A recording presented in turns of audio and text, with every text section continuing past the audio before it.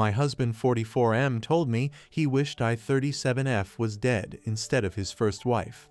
I'm devastated. My husband Nick was married to his first wife Vanessa for 5 years, and they had 2 amazing kids, Luke 15M and Leela 13F. Sadly, Vanessa died in an accident 11 years ago when the kids were very young. I started dating Nick 8 years ago, and we started off very slowly for obvious reasons. Nick has always been a little more distant than anyone I'd ever been with, but he and the kids lost Vanessa so young that I understood it. After 3 years of dating, Nick asked me to marry him, and I moved in. I've always had a really great relationship with Luke and Leela, and they were happy for me to marry their dad. I had wanted an actual wedding, nothing big, but Nick really didn't want one, so we got married at the courthouse with just Luke and Leela present. We had a really fast engagement, but it worked for all of us. I have loved being Luke and Leela's stepmom and officially adopted them after I found out I was pregnant with our son Casey 2M. The kids have been so great with Casey and help out so much. Nick was wonderful during the pregnancy and had always been a really loving dad and husband. But Nick has been pulling away a lot the last few months.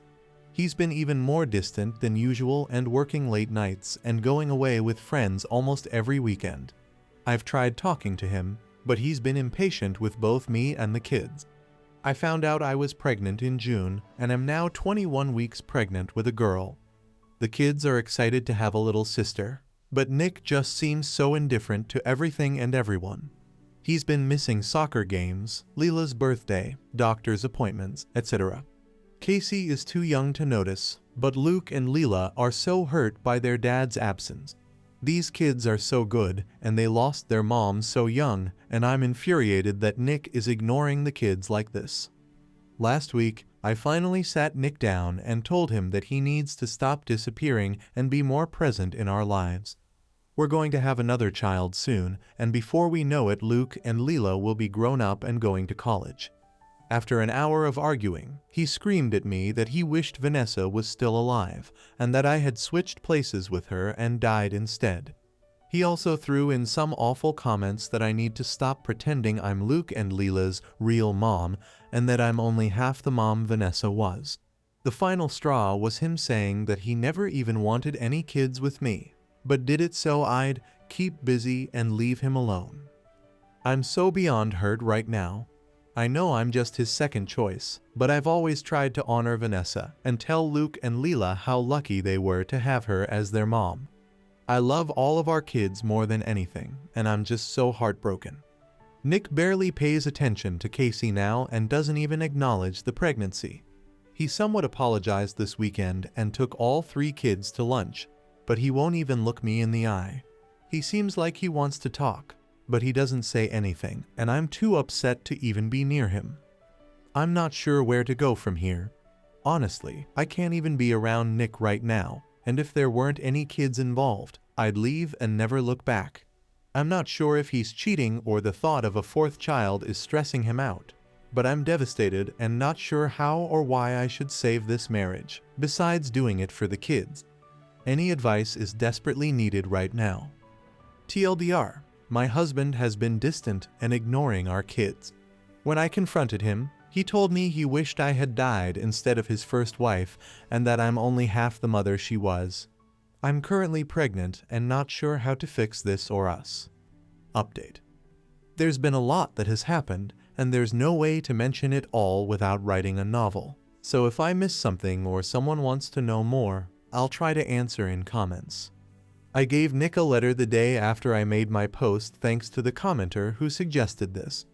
I tried to explain how hurt I was by what he said, and I wasn't sure how we'd gotten to this place.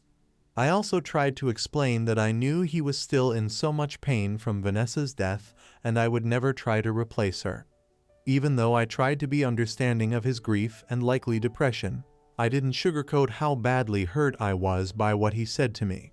I know grief is extremely complex, but it doesn't excuse telling your pregnant wife you wished she was dead. It was a hard letter to write, but I tried to put forward some kind of resolution.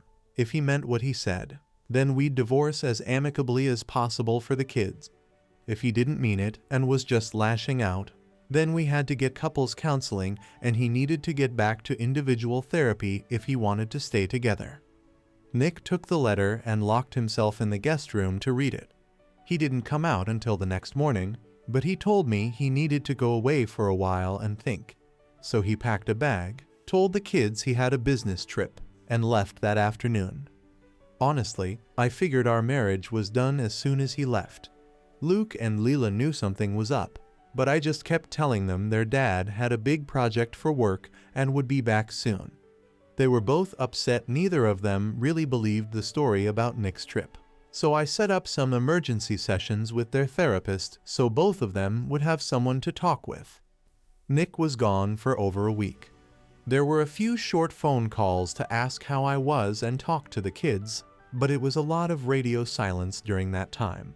He came home one afternoon when Luke and Leela were still at school and said he needed to talk. I figured he was going to ask for the divorce. He told me he felt very guilty for being happy with his life now and like he was dishonoring Vanessa by living this new life with me. The guilt and sadness made him want to pull away, and he hoped I'd let him, which I did. I was scared and didn't say anything until it was too bad not to, and then the fight happened. I blame myself for not communicating this. He said he didn't mean the things he said and felt ashamed after he said them. But he just wanted me to leave him so that neither of us would be hurt anymore. I guess I was expecting to hear that, but it didn't make me feel better. After reading my letter, I guess it really drove home how much he had hurt the kids and I. So he left to see if he could fix himself and get back on track. He admitted he'd been really depressed and wanted help. I told him I meant what I said in the letter and that if he wanted to work through it, I would work with him. He was more emotional than I've ever seen him, so I believed he really was sorry for what he said. So we've been in marriage counseling, and he's back in individual therapy as well. He still has a lot of guilt about Vanessa, and I'm still hurting from everything he said and did, but I feel like we're slowly making progress with rebuilding the relationship. A lot of people brought up the fact that my life with Nick so closely mirrors what he had with Vanessa, and that's something we've been dealing with a lot in therapy. Obviously, it wasn't intentional, but it subconsciously put both of us on edge, him waiting for something bad to happen and me thinking I'd never measure up. We've also been to family sessions with Luke and Leela's therapist, and it's been very helpful. Both of them told me talking to their therapist helps a lot, so I've made sure they have a weekly appointment. As terrible as the situation was for Nick and I feel like the Luke and Leela have been amazingly mature and wonderful throughout the whole thing. I am so proud of them. Nick is really trying to make up for the things he missed while he was checked out, and he's been great with the kids. I've been having a lot of complications with my pregnancy, but Nick has stepped up to help with everything. He's been to every doctor's appointment and has been very supportive of the pregnancy since he came back. I know he has an extreme amount of guilt from saying he never wanted Casey or the new baby, and he's really been trying to make up for that. We're all going to stay in therapy as long as we need to, which is probably going to be a long time, but I feel more confident about our future as a couple and a family. I won't lie and say I'm positive everything has been fixed or that his words don't still hurt, but I feel like we're on the right path. TLDR, wrote a letter to husband explaining how hurt I was about what he said to me, but also understood that he was still hurting from his first wife's death. Husband took some time away, came back, and apologized for what he said. We're currently in marriage counseling. He's seeing his own therapist, and we're slowly working on rebuilding our relationship and family. Next story. Grandpa is punishing my dad. I have the power to stop it, but don't know if I actually want to. I'm using a throwaway because if any of my friends or family see this, I don't want them to know my main account, since I have some very private things on there. I F21 lost my mom when I was 14. Dad remarried when I was 17. My stepmom has a daughter F15, she and dad had a boy M3, and now she just gave birth to a little girl. Anyway, I have worked since I was 16 to have so money to buy stuff for me. When I turned 18, Dad said I was now an adult and should start paying rent. It was only $500, a symbolic amount since he would still cover food and other essentials. I was mad and we fought, but in the end I accepted, and that was the arrangement until 7 months ago. Dad came to me saying I had 2 months to move out. Stepmom was pregnant, and they would need my room for the baby, which is insane because they both have private offices. My stepmom doesn't even need one since she's a stay-at-home mom since the birth of my baby brother. Nonetheless, they told me I had to move. By the way, just an addendum. Me and stepmom get well fine. We don't fight or bicker. I don't think this was an evil stepmom moment, but who knows. Me and stepsister are actually pretty close. I help her with homework and talk about her personal problems. I do love her very much. Back to the story, I didn't know what to do. I'm going to a college. I want to be a civil engineer and work part-time. I don't have the means to live by myself. I called my aunt, asking if I could move in with her for the time being until I figured something out, offered to pay rent and all. She was aghast at what Dad was doing. She said I absolutely could live with her, no rent needed, but also said she was going to deal with my dad. The next day Grandpa came to our house, and they talked privately. I could hear my dad's angry voice, but couldn't understand anything being said. After a while, Grandpa came to my room and said I had 3 choices. The first was continue living with Dad and stepmom like I was doing. Nothing would change except without paying rent. The second was moving in with him and Grandma, or my aunt. Third was find a place of my own, and he would pay the rent and costs for me. He said I didn't need to choose now. I could keep living with Dad, and if I changed my mind to just tell him. I was actually relieved I could still live with Dad, and that this madness was over. But the following days and weeks, Dad and stepmom were very hostile towards me, and I felt incredibly uncomfortable being in my own home. Even Cassie picked this up and asked me why they were angry at me. So I decided to move out and told Grandpa. He said he would take care of everything. Few weeks later, he moved me into one of his rental units. The apartment is lovely. He bought me a fridge, stove, and other essential items. He gave me a check for 1,500 saying this money is to help me start living on my own, and that as long as I am working or studying, I can live there rent-free for as long as I want. My dad and I have been pretty low contact since I moved out. He never came to visit me, or I visit them. I miss them a lot, especially my stepsister, but am still hurt. 2 weeks ago, my stepmom gave birth. I visited them in the hospital. It was a little awkward, but nice seeing them and my baby sister.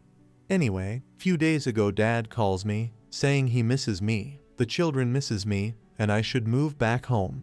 He apologized for asking me to move out, etc., etc., etc. And I told him I would think about it. Yesterday I visited my aunt and was telling her what my dad said, and my cousin laughed a little and said, "I'm sure he does." I asked what he meant, and that's when they told me a lot of, until now, unknown information. Basically, my dad's home is actually my grandpa's, as is my aunt's. Basically, the deal he made with me, he did with all his kids and some grandkids as well. He never wanted any of his family to have to worry about basic stuff like house and food, etc.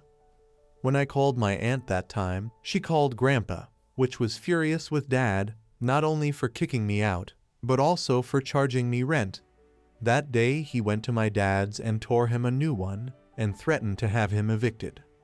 But now the petty part. You know that $15,000 Grandpa gave me? It's actually what I paid Dad in rent all that time. And now he's making Dad pay him back.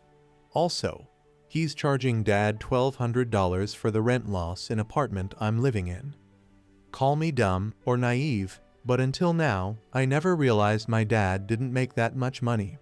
We lived in a great house, always went on vacations, and lived very comfortable lives, but I guess Grandpa has always been helping behind the scenes. Now my cousin thinks Dad is struggling, with 3 kids at home, a single income, and having to pay it back to Grandpa. So he says Dad wants me back, because he imagines Grandpa will stop punishing him if I'm back living with them. Honestly, I don't know what to do.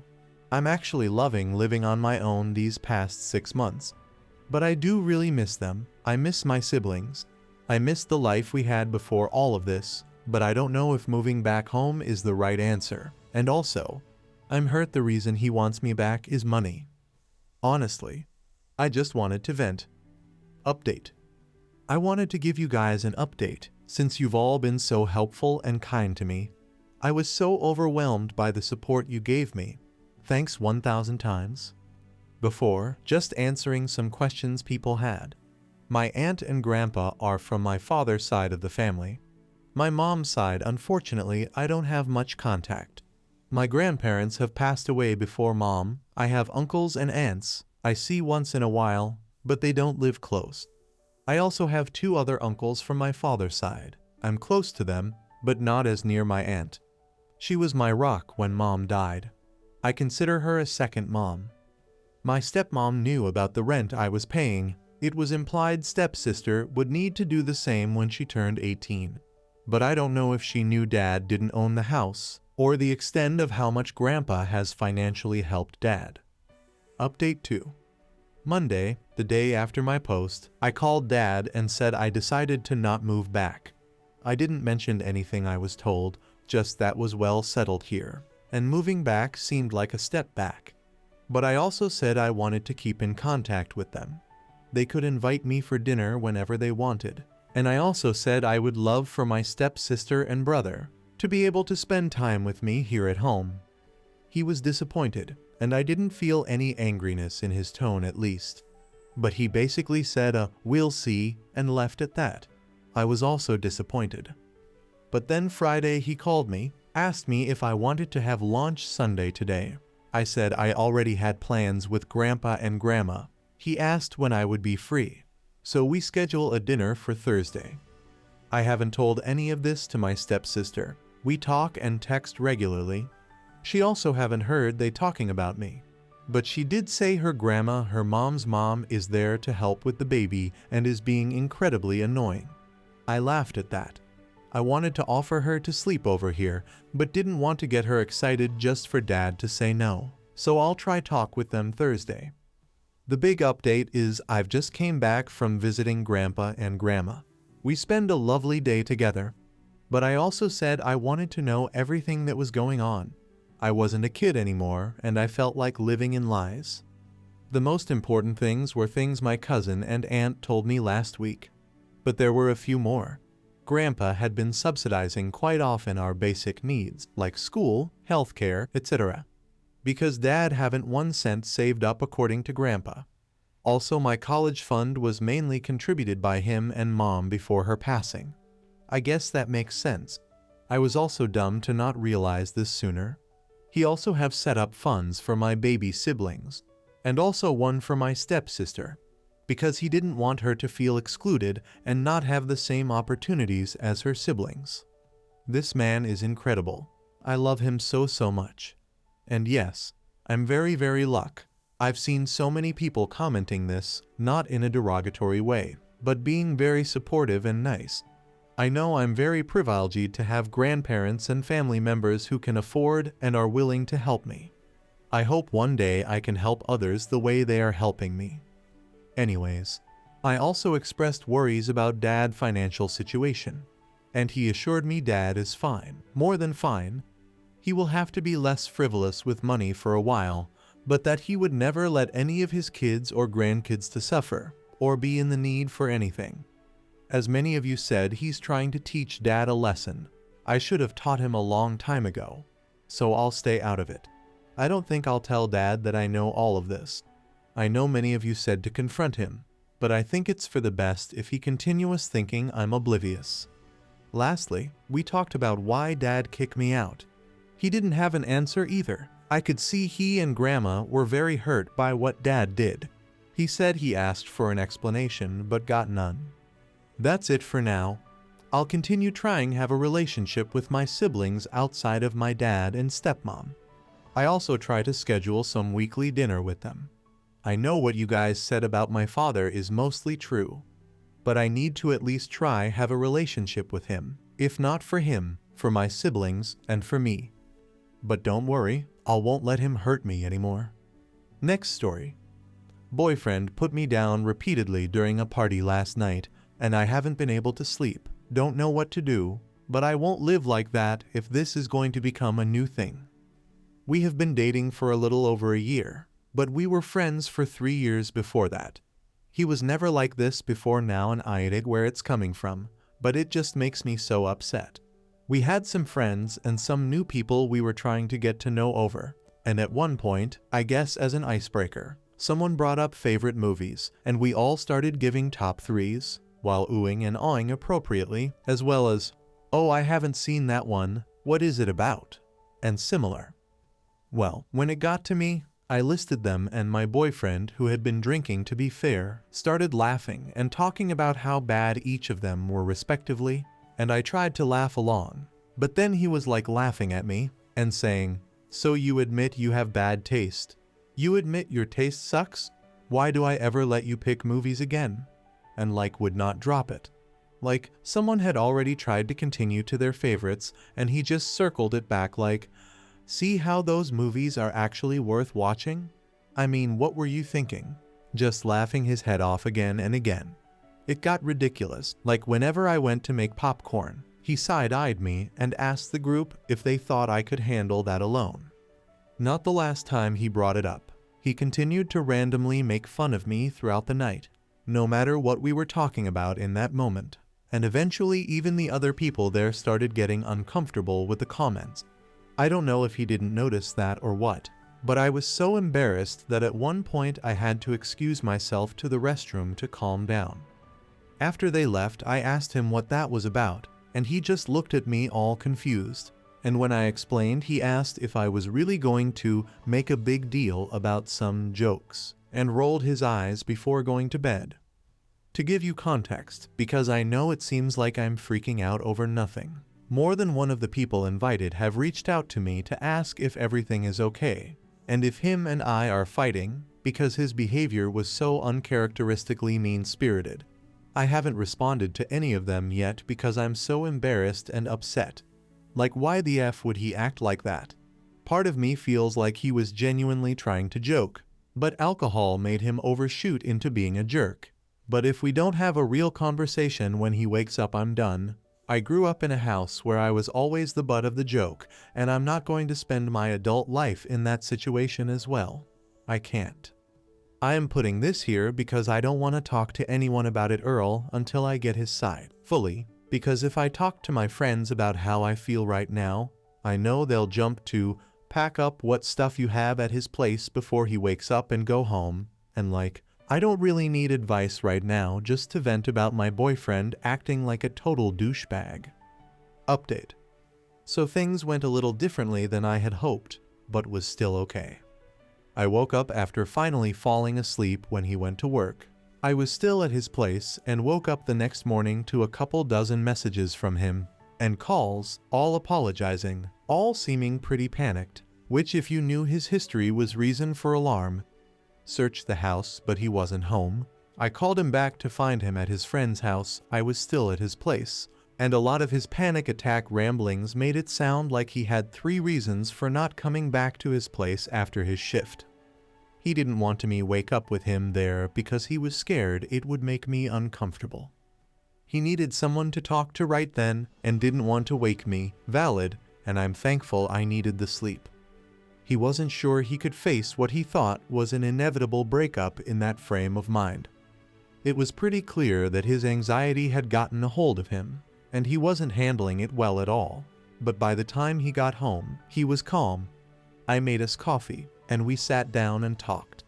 His version of events was that when he started making the jokes, everyone laughed, and he thought I genuinely didn't mind. And by the time it seemed everyone was uncomfortable with them, he was too far gone to notice. He did not remember our brief discussion after everyone left, but didn't deny he said it. He basically said, "Yeah, I guess in the frame of mind I was in, that makes sense." He also apologized profusely and repeatedly. He looked close to tears the entire time, though he never actually cried, and had a hard time keeping eye contact. I told him it really upset me, and that he knew my history and why I didn't want to be made into a joke by someone who was supposed to love me. He agreed vehemently and said he understood entirely, and all he wanted was a chance to apologize and make it up to me. I asked how he planned to do that, and he said he was going to stop drinking, period. Something I wasn't too surprised to hear was on the table. I mentioned in the comments of the last post that he hardly ever drinks. He said on top of that, he was going to offer to sit down and watch all of the movies on my list with me since he hadn't actually seen 3 of the 4. But he understood if I didn't want to watch them with him. I explained about the text messages, and he was horrified and said he would reach out to everyone we invited and apologize personally. I was pretty satisfied at this point and just happy to call it a fluke, though I did express to him that I had considered leaving when he said what he said about it being a joke, and that if it happened again I couldn't promise I wouldn't. We did end up watching 2 of the movies he hadn't seen, and the other 2 are also on the docket. He didn't love Creep 2, he liked the first one better, but he was pleasantly surprised by Bonnie and Clyde, and he took me out for Indian food as well, a real treat, because as he will tell you himself he has pilgrim taste buds, and since I'm the non-fussy one in the relationship most of the time we go out, it's for burgers or chicken tendies, haha. I've forgiven him, and I know a lot of people disagree with that idea, but I'm no saint either, and I'd hate for him to judge our relationship based on the worst thing I've ever done, so I won't do that to him. Especially not when he's so willing to ensure nothing similar will ever happen again. Forgiveness does not mean forgetting, and if it became a pattern I would leave, but one bad night isn't enough for me to throw away 3 years of friendship and 1 year of an amazing relationship. Next story. I've known about my husband's affair for years, and it has made me a bitter and angry person. My husband of 5 years has been sleeping with another woman. I found out 3 years ago and have never told anyone, not even him, that I know what has been happening. When I found out, I was very upset. I couldn't eat, sleep, or even function like a normal human for weeks. I wanted to scream at him and kick him out of my life forever. But the same weekend I found out, he gave me a gift. It was a necklace with our son's name engraved in it, and he thanked me for being a good mother and an even more supportive wife. I couldn't say anything after that, so I just pretended like I never saw anything. But now I'm starting to realize just how much this affair is affecting me. I notice how he returns home late from work every day, how he hides his phone away from me when he's texting, the secret phone calls, and I can't help but be mean to him now. Anytime he asks me for something, I just ignore him and pretend I can't hear. If he requests something specific to eat, I purposefully won't make it. I feel like such a terrible person for treating him like that, but then I remember how much he is hurting me. I know the affair is still ongoing, that much is obvious. I can't bring it in me to leave him. I don't know if it's because of my son or if there's some other underlying reason I haven't quite figured out yet. But I've become this angry and bitter person just waiting for the day he plucks up the courage to leave our family for that woman. What's worse is I allow him to be intimate with me despite what I know. Because even though I hate him for what he's doing behind my back, I still care about him. And it doesn't help that he's an amazing father. Despite his cheating, he treats me well. Perhaps I've convinced myself he still loves me even though he sleeps with another woman. He's just using her for sexual gratification and nothing more. But I don't think that's enough anymore. Update. I've been so overcome with emotion since I made my post. I never intended to make an update, which is why I uploaded it anonymously. I just needed some kind of outlet for my resentment towards my husband. I didn't expect it to get any interaction. I just assumed it would go under the radar like many posts do. But in reading the comments on that post, it feels like I've woken up from a horrible and reoccurring nightmare. I only wish I had someone to tell me these things sooner. I was too busy pitying myself that I put my misery above protecting my son from the potential trauma he could develop. I was being a terrible mother, as some comments have suggested. Or maybe they haven't, and I've just read them that way because it's how I've been feeling on the inside. I'm still figuring things out, as you can see.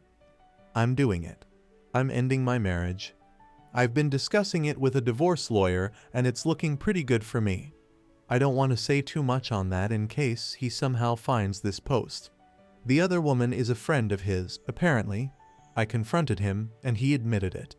And for those who guessed it, he did know I found out about the affair 3 years ago. I suspect the necklace was a gesture for him to seem less interested in his app. Or maybe to ease his guilt. He never confirmed that. I found out about the affair through an accidental snooping on his phone. I had to get a new phone and some of the phone numbers didn't transfer for some reason, so I was finding our mutual contacts to let them know my number had changed. He saved her as Alan Work, but some texts came through that didn't sound like something a coworker would say. I went through the messages after he went to bed, and the flirting went as far back as 6 years ago, but the intimacy began 3 years ago. Anyway, it's time to put me and my son first. He's 3, so I hope he is young enough where I haven't screwed up his entire perception of what love and marriage looks like. I know I need to work on myself too. My dependency issues, confidence, and just how I view myself overall. It's difficult for me because I have no support. I'm completely alone throughout this whole process.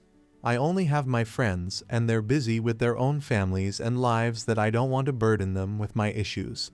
I have no siblings, and I don't even know who my dad is. My mom took her own life when I was 16, and my grandparents were estranged from my mother before I was even born. From the age of 18 until now 30, my husband was all I had. I guess I was blinded by my desperation to give my son the family I never had that I ended up sacrificing my own happiness. Can you tell I've been going to therapy? I will be staying at my mom's house just waiting for the divorce proceedings to begin. I inherited it after she passed and had been renting it for some extra cash. I'm going to be for my son what I never had. He'll always have me. I don't care who else enters our lives, I'm going to be his constant. Sometimes it takes a bunch of strangers on the internet calling you out on your cowardice for you to wake up. I always dreamed of having one of those big, tight-knit families that spent every holiday and birthday together. That's something I might never have, but I would sacrifice that any day for my baby to grow up in a healthy environment. He won't have the same messed up views as me. I also owe everyone that commented a huge amount of gratitude. Had I not made the post, I would probably be stuck in a loveless and toxic marriage. I hope you know that you may have saved my life. I was spiraling so far down that I didn't even realize my mental health was impacted to the point I contemplated taking my own life several times in the past year. I only had one reason to live and I could feel it gradually slipping from my grasp every day. I would have just repeated the cowardly way out that I saw growing up. I want to make a vow to you all now. I will never leave my son without a mother. He won't suffer like I did. His happiness will always be my priority. I will work on my mental health so I can be the mother he deserves. And no matter what my feelings are towards his father, I will never interfere or prevent them from having a relationship, unless of course it is necessary for me to do so. He is all I have now and I refuse to make him feel like loving him is a burden. I'm breaking that cycle. I've never seen stability, so it's hard for me to imitate. But I don't want him to look back in 27 years and have to learn what that looks like alone. So I'm going to do my absolute hardest to improve until I can become his vision of a healthy and stable person. I know this is probably not the update you were expecting, but it is all I can really say at this point. I don't plan on updating this ever again, so I hope that you're all pleased with how things have turned out. Much love and best wishes, a reborn and single mother to a gorgeous 3-year-old baby. Next story. My wife is looking up divorce papers. I'm 30M freaking out. I thought we had a happy marriage. We've been married for 6 years and dating for 10. Edit, we started dating when I was 20 and she was 23. My wife 33F and I have always been very open with each other. We share passwords and have never hidden anything. When we have disagreements, we get through it together. We've never screamed or yelled at each other. We're in couples and individual therapy, not because of anything wrong with our relationship, but because we want to make sure that we're happy. My wife always says better prevention than cure. Yesterday, she left her laptop open and I saw she was looking up New York divorce papers and how to see if someone was cheating and some subreddits. There was 5 or 6 tabs open. I pretended I didn't see anything but went into the bathroom and threw up. I've been shaking in anxiety and my wife has noticed I haven't left her side, and she's asked me if anything was wrong. Readers, I've never cheated and never even thought of cheating. I don't even watch stuff. I don't even know how she could think I would betray her like this. If it's the opposite and she's cheating, I don't even know how she would do it, because even if she didn't love me, she doesn't even have the time. I checked her phone and computer, and she doesn't have anything previously downloaded. There's nothing fishy and nothing suggesting even an emotional affair. She's been incredibly affectionate. She loves me and would never hurt me. So it's me she thinks. I have a part-time bakery catering business I run from home, and she works from home for literally 70-80-hour work weeks and is the breadwinner. We haven't left each other's side, and I love it that way. COVID was actually good for us because we could spend so much time together. My wife is the love of my life. I'm in the process of being diagnosed and looking at symptoms online. I'm pretty sure she's my favorite person FP. It's unhealthy, but she's never complained about me being clingy or overbearing.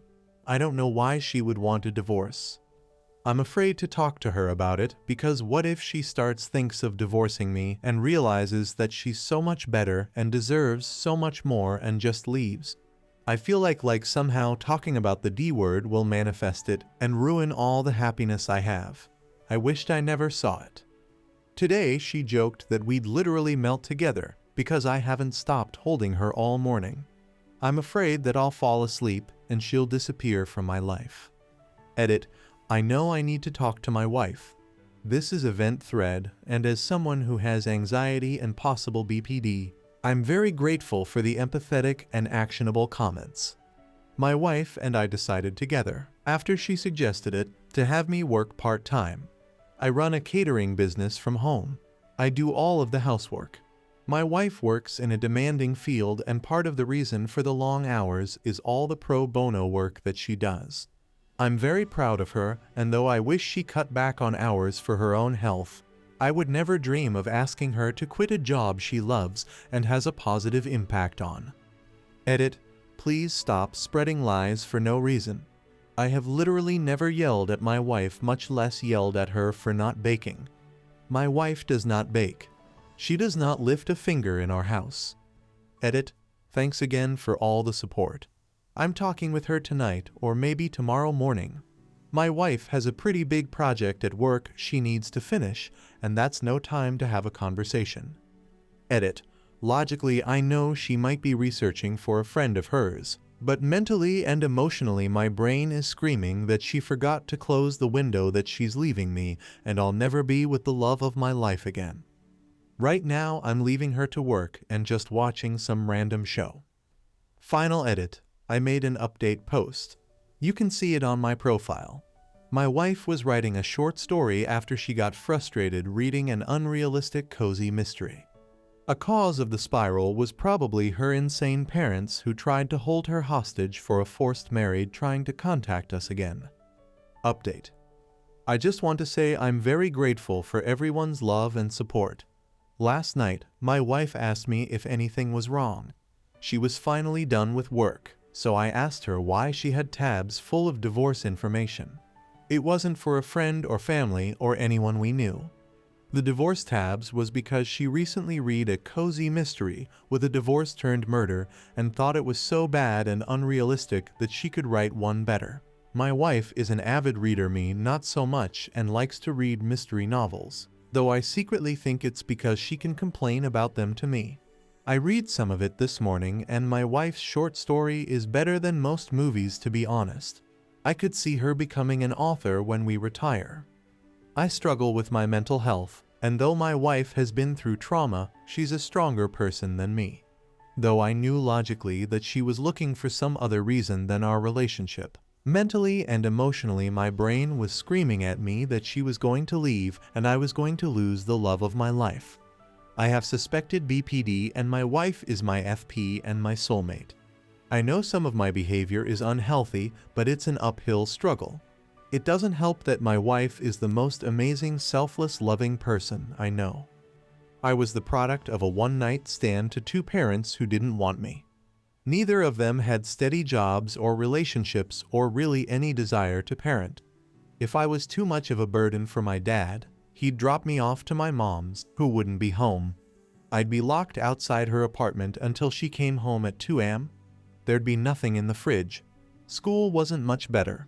I was the weird short kid with long greasy hair and 2-day-old clothes, and I was relentlessly bullied. When I was 14, I was finally taken away by my maternal grandparents, who didn't have a relationship with my mom. Though they loved me, they couldn't really take care of me because they were old. We lived in a tiny house stuffed full of useless things. When I was 19, my grandma died. Lung cancer. I think my grandpa died then too. He stopped eating properly. They were deeply in love. I met my wife when my grandpa was dying of heart disease. I was 20 and she was 23. She worked as a consultant and had been working 90+ hours. We met a mutual friend for lunch, and he introduced us. After lunch, we ended up spending the whole day and night together just talking. It was amazing. I felt bad because her parents yelled at her for not calling them that night. I asked her out the next day, and she said yes. My grandpa died a month later. She helped me with the funeral and came over to help clean the house without me even asking. For the first time, I could actually see the walls of the house I lived in. My mom wanted the inheritance. My grandparents didn't leave any inheritance, just debt, and a house my mom didn't want. She didn't even care about me. My wife got me a lawyer friend to keep my mom away. My mom didn't even care once she found out there was no money. My wife supported me through it all. A few months later, my wife said she was going to her home country for a visit. Her grandmother was sick. The first day she called, and then for a month, there was radio silence. I thought my wife got tired of me, and I hated myself for burdening her. It was a bad spiral. Finally, there was a call, and she asked me if I could help find where she was and how to get to the nearest airport. Her parents had hidden away her passport, and she was sure she was going to be married off. She stole back her US passport. Her job paid for her flight back, even though they had previously fired her for not checking in for 2 weeks. I met her at the airport. She looked so tired. Our next date night, she looked better, but I had a feeling something was wrong. I followed her, and she was going to a women's shelter. Her parents had cleared out her bank account, and she didn't have a place to stay. I told my wife she could live with me at my grandparents' house, and it wasn't a burden. She tried to do all the chores and pay rent at the same time, but I was just happy she was with me.